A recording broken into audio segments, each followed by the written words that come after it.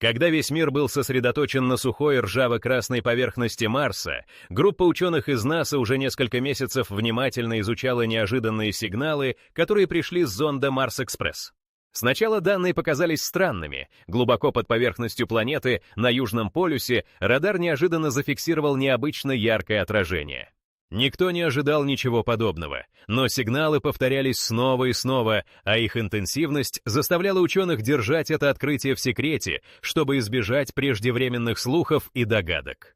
Для проверки результатов команда НАСА объединилась с европейскими коллегами, используя дальнодействующий георадар, установленный на борту орбитального аппарата. Прибор сканировал ледяную шапку Марса на глубине более 1 мили и обнаружил аномально плотный гладкий слой. Никто не мог поверить своим глазам.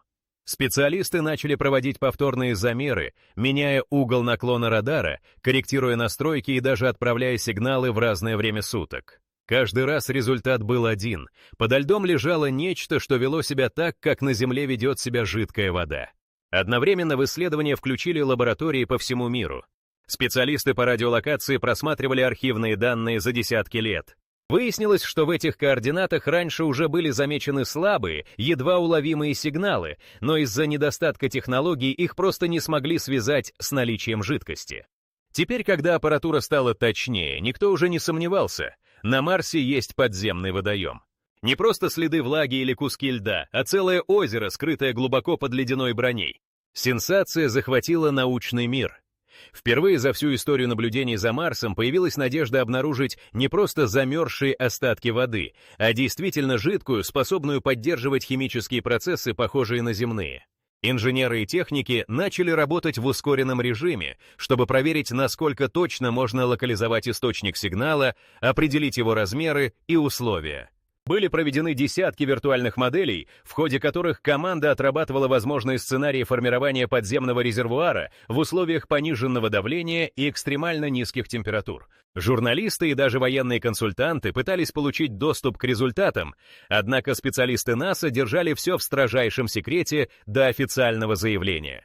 В лабораториях продолжались перепроверки. Отдельные группы тестировали условия подледных озер Земли, чтобы подтвердить, может ли такая вода находиться в жидком состоянии при температуре ниже 0 по Фаренгейту. В расчет брали минералы, химический состав и наличие растворенного соляного раствора, который мог бы выступать естественным антифризом. Уже через несколько недель после первых сигналов было получено косвенное подтверждение. Аналогичные процессы происходили в озерах под антарктическим льдом на нашей планете. Когда пришли окончательные результаты спектрального и радиолокационного анализа, научные команды НАСА сразу созвали экстренную конференцию. На нее были приглашены не только планетологи, но и биологи, специалисты по экстремофильным организмам, которые изучают жизнь в самых суровых условиях на Земле. Данные подтвердили. На глубине более 1 мили находится устойчивый слой жидкой воды, который простирается по предварительным оценкам на десятки миль в длину. Об этом событии сообщили по ведущим телеканалам. Впервые в истории человечества было обнаружено целое озеро воды на другой планете. И это была не просто научная догадка, а подтвержденный факт. Сотни исследователей тут же начали строить новые гипотезы и планы по исследованию аномалии, а руководство НАСА экстренно обсудило корректировку ближайших миссий на Марс, чтобы получить доступ к подземному резервуару уже в ближайшие годы. Но после этого открытия возник новый вопрос: что именно скрыто в этом марсианском подземном озере и насколько оно велико? Сразу после экстренной конференции ученые сосредоточились на самом интересном, что на самом деле представляет собой обнаруженное озеро и каковы его реальные масштабы. В лабораториях НАСА круглосуточно закипела работа по расшифровке радарных снимков и моделированию подледного пространства. Аппаратуры было задействовано столько, сколько только можно было получить на тот момент. Спектрометры, дальнодействующие радиолокационные станции, компьютерные кластеры, способные моделировать процессы под марсианским льдом с учетом даже мельчайших деталей. Первые подробные снимки подтвердили, что подледное озеро укрыто многомильным слоем спрессованного льда и пыли, который действует как изолятор и помогает воде сохранять жидкое состояние. На снимках были видны характерные для жидкой воды отражения, отличающиеся от льда по спектральному анализу. Это дало возможность построить виртуальное трехмерное изображение резервуара. Выяснилось, что слой жидкости простирается примерно на 20 миль в длину и до 1,5 миль в ширину, а глубина может достигать сотен футов. Такие размеры потрясли специалистов. Никто не ожидал, что в негостеприимных условиях Марса может прятаться подземный водоем с объемом, сопоставимым с известными земными подледными озерами. Параллельно с этим, международные команды независимых экспертов, получив доступ к публично выложенным результатам сканирования, подтвердили выводы коллег из НАСА. Европейские специалисты пересчитали траектории зонда Марс-Экспресс и обновили данные радарной топографии, чтобы исключить любую возможность ошибки или случайного совпадения. В расчетах учитывалась каждая мелкая деталь, от химического состава льда до возможных следов соли, которая может поддерживать воду в жидком состоянии при температуре минус 40 по Фаренгейту и ниже. Следующим этапом стал анализ минералов, которые могли попасть в резервуар за многие тысячи марсианских лет. С помощью спектрометрии удалось обнаружить многочисленные солевые включения, в том числе перхлораты, соединения, которые на Земле действуют как естественный антифриз. Такие соли способны понижать температуру замерзания воды, делая возможным существование жидкой среды даже в экстремально холодных условиях. Это открытие подтвердило, что жидкая вода на Марсе действительно может сохраняться в стабильном состоянии долгие периоды времени. Одновременно была произведена тщательная калькуляция размеров озера с учетом всех данных с радаров и спутников. Оказалось, что общий объем воды может превышать несколько триллионов галлонов. Впечатляющая цифра, если учесть, что прежде на Марсе удавалось находить только следы влаги или небольшие накопления льда. Этот объем делает марсианское подземное озеро одним из крупнейших объектов подобного типа за пределами Земли. Чтобы лучше понять возможную структуру резервуара, специалисты привлекли геологов и гидрологов с опытом изучения подледных озер Антарктиды. Оказалось, что марсианское озеро по многим характеристикам напоминает знаменитое озеро Восток под ледяной шапкой Антарктиды. Как и на Земле, марсианская вода надежно укрыта слоем плотного льда, который блокирует поступление солнечного света и создает уникальный микроклимат. Это обстоятельство подогрело интерес микробиологов и заставило их задуматься о возможности существования жизни в столь экстремальных условиях. Ничего подобного не находили ни на одной другой планете Солнечной системы. Моделирование показало, что марсианское озеро, вероятно, существует уже тысячи, если не миллионы лет, а его водная масса обновляется только за счет медленного таяния льда сверху и снизу. Такой запас воды может существенно повлиять на планы будущих экспедиций, ведь теперь появился потенциальный источник для поддержания работы баз и даже выращивания растений. В то время как инженеры разрабатывали способы бурения к подземному резервуару, исследователи уже обсуждали, какие биологические и химические сенсоры понадобятся для быстрой диагностики состава воды и поиска возможных следов жизни. Разумеется, все эти приготовления подогревали общественный интерес, ведь если в замкнутой системе марсианского озера реально присутствует нечто живое, это изменит всю картину поиска жизни за пределами Земли. Изучая полученные модели, ученые фиксировали четкие границы нового объекта. Были выявлены потенциальные участки соединения озера с более мелкими водными лентами в глубине марсианского льда, что говорило о сложной структуре резервуара и возможности обмена веществами внутри системы. Такая сеть подземных каналов, по данным моделирования, могла способствовать поддержанию стабильной среды на протяжении невероятно долгого периода. Однако у специалистов возник новый вопрос. Если под поверхностью Марса есть столь крупный водоем, то кто или что может скрываться в его темных глубинах? Открытие подземного озера стало лишь началом следующего этапа научной гонки, ведь теперь ученым предстояло выяснить, есть ли в этих водах хоть какие-нибудь признаки жизни и какие формы она могла бы принимать в столь необычной среде. Когда убедительные доказательства наличия жидкой воды на Марсе были подтверждены, внимание специалистов сместилось к главному вопросу. Возможно ли, что внутри этого подземного резервуара могут существовать какие-либо формы жизни? Биологи и микробиологи, привыкшие к работе в экстремальных условиях, незамедлительно начали анализ имеющейся информации, опираясь на опыт изучения антарктических подледных озер, а также соленых и очень холодных земных водоемов, где ранее уже находили удивительно живучие микроорганизмы. В первую очередь была составлена так называемая карта аналогий. Ученые сравнили физико-химические параметры марсианского озера с известными экстремальными экосистемами Земли. Были проанализированы характеристики таких озер, как Восток в Антарктиде, Дон Хуан в Долине Смерти и даже подземные озера в глубинах Гренландии, где температура падает ниже минус 40 по Фаренгейту, а давление достигает сотен фунтов на квадратный дюйм. Выяснилось, что многие микроорганизмы на Земле способны выживать и даже размножаться в условиях, очень похожих на марсианские. Параллельно были проведены эксперименты с искусственно воссозданной марсианской водой, богатой перхлоратами и прочими солями. В эти растворы помещали земные экстремофилы, бактерии, археи и простейшие собранные из ледяных шахт Заполярья, горячих источников Исландии и глубоководных впадин Тихого океана. Оказалось, что целый ряд микроорганизмов не только не погибал, но и продолжал проявлять активность. Некоторые виды, известные как психрофилы и галофилы, за несколько недель формировали микроколонии в растворах с концентрацией соли в десятки раз выше морской воды. Моделирование марсианского озера показало, что в его темных глубинах, при полном отсутствии света, основной стратегией выживания для потенциальных организмов могла стать хемосинтезирующая экосистема. Подобные системы существуют на Земле, в водах под ледяными шапками Антарктиды и в окружении глубоководных гидротермальных источников, где микроорганизмы получают энергию не за счет фотосинтеза, а благодаря разложению химических соединений, например, серы или железа. На Марсе, богатом минералами, такие процессы вполне возможны. Одновременно биохимики обратили внимание на стабильную температуру воды в пределах минус 15, минус 6 по Фаренгейту, а также на высокое содержание солей, в первую очередь перхлоратов. На Земле эти вещества не только делают воду чрезвычайно соленой, но и служат основой питания для ряда бактерий. Они преобразуют перхлорат в энергию, выделяя кислород прямо внутри клеток. Это значит, что даже без доступа внешнего кислорода микробы способны поддерживать собственный обмен веществ. Чтобы сузить круг возможных кандидатов на жизнь, специалисты собрали массив данных по самым устойчивым земным организмам.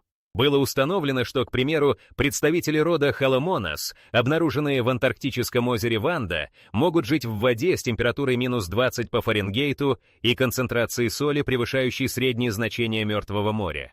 А археи, выделенные из донных отложений озера Восток, проявляют метаболическую активность даже при давлении свыше 1000 фунтов на квадратный дюйм.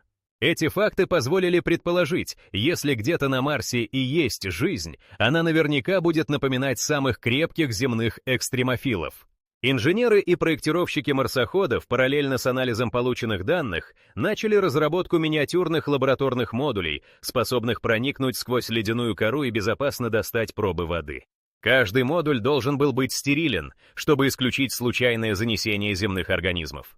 Предложенные проекты включали системы ультрафиолетовой стерилизации, герметичные камеры и автоматические микроскопы, способные делать тысячи снимков микроорганизмов прямо в глубине резервуара. Ожидание первой встречи с возможной марсианской жизнью быстро стало главным предметом обсуждения в научных кругах. Какие формы могут быть у гипотетических обитателей? Наиболее вероятным вариантом считались одноклеточные организмы, микробы длиной меньше 0,1 дюйма. Некоторые исследователи предполагали, что в условиях высокой минерализации и давления клетки таких организмов могли бы содержать крепкие защитные оболочки, устойчивые к холоду и солям. Другие указывали на возможность существования гораздо более сложных структур, если вода оставалась жидкой на протяжении миллионов лет подряд. Параллельно был запущен эксперимент на Международной космической станции. В лабораторных условиях астронавты попытались вырастить земные бактерии в воде с составом, в точности повторяющим марсианский резервуар. Уже через несколько недель на микроскопических снимках появились первые колонии. Это дало ученым еще больше поводов для оптимизма. Если простейшие организмы смогли адаптироваться к марсианской воде на орбите, возможно, они уже развились и в реальном марсианском озере. Марсианская вода неожиданно показала еще одну важную особенность. В ней обнаружили следы растворенного метана и микроскопических пузырьков газа. На Земле оба признака обычно указывают на присутствие микробной активности, особенно в закрытых подземных водоемах. Ученые начали искать нерегулярные всплески уровня метана на орбите Марса и действительно зафиксировали несколько выбросов в районе Южного полюса, совпадающих по координатам с резервуаром. Подобные явления на Земле всегда сопровождаются вспышками жизнедеятельности микроорганизмов. Собрав все эти данные, специалисты составили список потенциальных кандидатов, на которые будет ориентироваться система поиска жизни при первой буровой миссии. Были разработаны алгоритмы анализа проб на наличие сложных органических молекул, следов клеточных стенок, липидов и остатков древних микробных матов. Ожидается, что комплекс исследований позволит быстро отделить случайные неорганические следы от настоящих биологических сигнатур. В то время как подготовка к следующей фазе работы шла полным ходом, ученые не теряли времени и отрабатывали протоколы взаимодействия с новым подземным миром Марса. Уже первые пробы воды способны дать однозначный ответ, скрывается ли под марсианским льдом уникальная экосистема, и если да, то насколько сложной она может быть. Все результаты разрабатываемых испытаний будут интегрированы в будущие роботизированные миссии, ведь возможная встреча с жизнью под поверхностью Марса навсегда изменит наше представление о возможностях существования организмов за пределами Земли. И теперь все внимание было приковано к следующему шагу. Как это открытие повлияет на планы колонизации и будущее марсианских миссий? Когда официальное подтверждение наличия жидкой воды на Марсе появилось на первых полосах мировых новостей, инженерные отделы НАСА и крупные аэрокосмические агентства объединили усилия для стремительного пересмотра ближайших и долгосрочных планов по освоению Красной планеты. Уже через считанные дни после публикации радарных снимков руководители миссии Perseverance дали команду на экстренное обновление программного обеспечения для марсохода, чтобы тот мог отслеживать возможные выходы водяного пара и аномальные концентрации газа рядом с предполагаемым резервуаром. Параллельно конструкторы лаборатории реактивного движения в Пасадене провели срочное совещание. Теперь приоритет отдавался разработке специализированных буровых установок и автономных лабораторий, рассчитанных на работу в экстремальных температурных и химических условиях марсианских подледных озер. Крупнейшие аэрокосмические компании Соединенных Штатов, Европы и Японии включились в гонку за право стать первыми, кто физически доберется до жидкой марсианской воды. В проектных отделах рассматривались различные инженерные решения. От классической механической буровой установки длиной более 1 мили до термальных зондов, использующих нагреватели на изотопах плутония для плавления ледяной корки. Специалисты рассчитали, что при использовании мощных нагревательных стержней можно было создать проход к резервуару за несколько месяцев, а роботизированные зонды, спускающиеся по образовавшемуся ходу, были бы снабжены стерильными камерами и миниатюрными анализаторами воды. Американское космическое агентство практически одновременно дало старт программе Mars Sample Return с обновленной концепцией. Теперь она включала этапы поиска наиболее безопасного места для бурения и отбора проб не только поверхности, но и льда и слоя воды из озера. Инженеры переосмыслили систему посадочных модулей. Новая архитектура предполагала посадку тяжелых автоматических станций непосредственно на Южный полюс, где и находился подземный водоем. Такой подход требовал сложной координации посадки, точного определения местоположения и возможности работы аппарата в условиях минимального солнечного света и сверхнизких температур, доходивших до -100 по Фаренгейту. Параллельно в лабораториях НАСА началась подготовка к испытаниям уникальных марсианских дронов-амфибий. Эти небольшие аппараты, оснащенные манипуляторами и автономными анализаторами, могли бы не только спуститься сквозь буровой канал к поверхности воды, но и использовать небольшие гребные винты для перемещения в самом резервуаре. По предварительным расчетам, мини-дроны должны были выдерживать давление в сотни фунтов на квадратный дюйм и работать в насыщенной солями воде при температуре -15 по Фаренгейту. Кроме бурения, ученые рассматривали идею использования специальных тепловых гарпунов, способных быстро проникать к водоносному слою и извлекать микроскопические пробы при минимальном риске загрязнения марсианской среды земными организмами. Для этого был создан консорциум из ведущих микробиологических лабораторий, которые разрабатывали новые методы ультрафиолетовой и химической дезинфекции инструментов непосредственно на орбите, для полной стерильности каждого элемента скважины. Не осталась в стороне и промышленная отрасль. Ведущие инженеры в области космического строительства провели ревизию существующих проектов марсианских баз. Ранее автономные поселения рассчитывались только на доставку пресной воды с Земли или использование небольших скоплений льда в кратерах. Но с обнаружением резервуара вода стала рассматриваться как основной ресурс для жизнеобеспечения, выращивания растений и даже для производства кислорода и топлива. Были пересмотрены расчеты емкостей, фильтровальных систем и даже полимерных труб, которыми, как предполагалось, можно было перекачивать тысячегаллонные объемы воды на поверхность. В национальных космических центрах Канады, Австралии и Индии объявили о запуске собственных программ по разработке автоматических бурильщиков, которые теоретически можно было бы отправить к марсианскому Южному полюсу к середине 30-х годов 21 века. Даже частные компании, такие как SpaceX, интегрировали в свои проекты новые направления. В частности, системы фильтрации, опреснения и минерализации марсианской воды, чтобы обеспечить постоянный приток питьевой воды для будущих колонистов. Военные ведомства и агентства национальной безопасности проявили острейший интерес к техническим подробностям будущих миссий. Были пересчитаны все возможные сценарии аварийных ситуаций, от разгерметизации пробуренного канала до внезапного выброса газов из глубины резервуара. По распоряжению руководителей лабораторий составили списки необходимых датчиков, способных отслеживать сейсмические толчки, изменения давления и температуры в реальном времени. На фоне бурных инженерных разработок биологи ускоренно создавали мобильные лаборатории для поиска следов жизни прямо на месте отбора проб. Каждый модуль снабжался наборами для мгновенного проведения ПЦР и иммунологических тестов, а также микроскопами, позволяющими фиксировать микроскопические структуры прямо в жидкой среде. Предполагалось, что если внутри резервуара удастся найти хотя бы малейшие признаки органики, это даст толчок для создания специализированных живых лабораторий на поверхности Марса. Совместные усилия инженеров, геологов и биологов позволили сформировать дорожную карту освоения нового ресурса. Сначала бурение, затем транспортировка первых образцов воды на поверхность и их быстрая доставка в герметичные лаборатории, после чего развертывание автономных систем очистки и накопление воды для нужд будущих экспедиций и поселений.